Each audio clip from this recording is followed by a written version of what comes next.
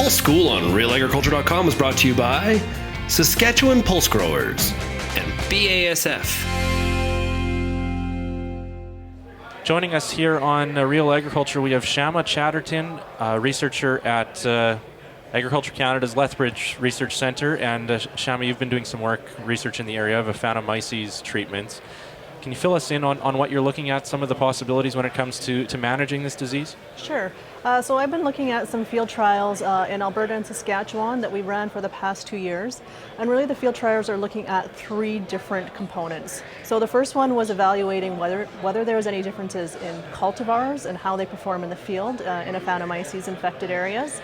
The second was looking at different seed treatments and different combination of seed treatments and what their efficacy is in areas that have Aphanomyces or Fusarium root rot, or a combination of both. And then lastly, we were looking at different, we call them soil amendments, but really it's a whole different range of products. Anything that has been noted in the literature, or even anecdotal evidence to suggest that something might have efficacy. And so some of those treatments that we were looking at there were liming, so adding calcium to the soil. Calcium has been very tightly linked with being able to prevent the production of zoospores of Aphanomyces, and these zoospores are really the infective structure. So it's one of the very closely linked sort of chemical mechanisms of calcium being able to suppress the zoospore production. Some of the other treatments that we were looking at were the use of phostrol. So this is a product that is applied foliarly, but can actually move down to the roots, which most products can't do. And it has great efficacy against these water mold or oomycete pathogens. So that was another thing that we were looking at.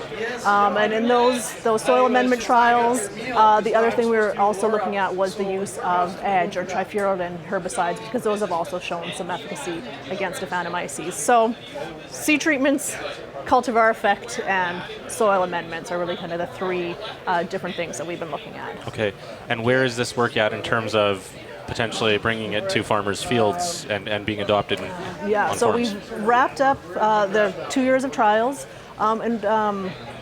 really I guess I can summarize the results and then say maybe where we're moving forward to next. So with the cultivars, really what we found is we evaluated kind of 20 of the most commonly grown cultivars and found that there really was no difference in any cultivars in terms of how they react to Aphanomyces root rot.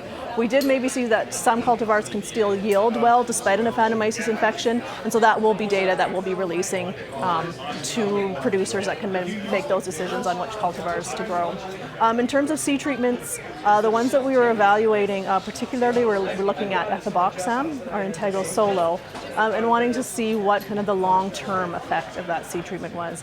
It is registered for early season suppression of Aphanomyces, and in fact we did see in the field that we got some of that early season suppression when we evaluate roots at about 5 weeks after seeding. They did have less disease severity, but unfortunately we don't always see that carries forward long-term into the growing season.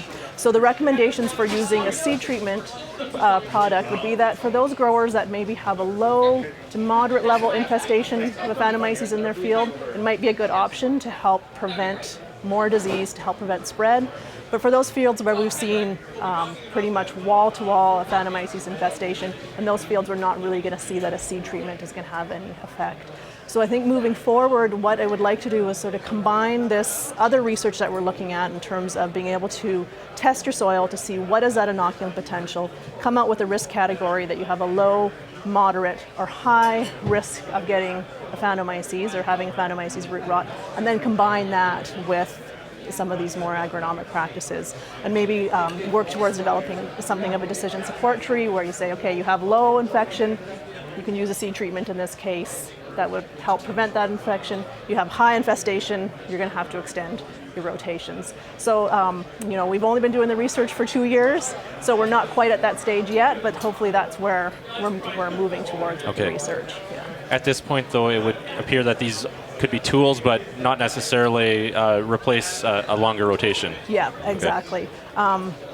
I think they would be tools that would be very effective in these fields that maybe have just a starting infection where you haven't seen it spread across the whole field, but really a long rotation is going to be the key for management. And the other thing that we're hoping to look at moving forward as well is looking at maybe some of those more stacked management options. So if you're in a low, moderate sort of infested field, is there a better cultivar option and a seed treatment that's going to give you better results? I think right now it's such a new disease. The research takes a long time to kind of catch up with the problem. Only being 2 years in, we found some really good early results, but now we need to start kind of mixing it all together and coming up with those best management practice strategies. All right. Thanks for your time. Yeah, thank you.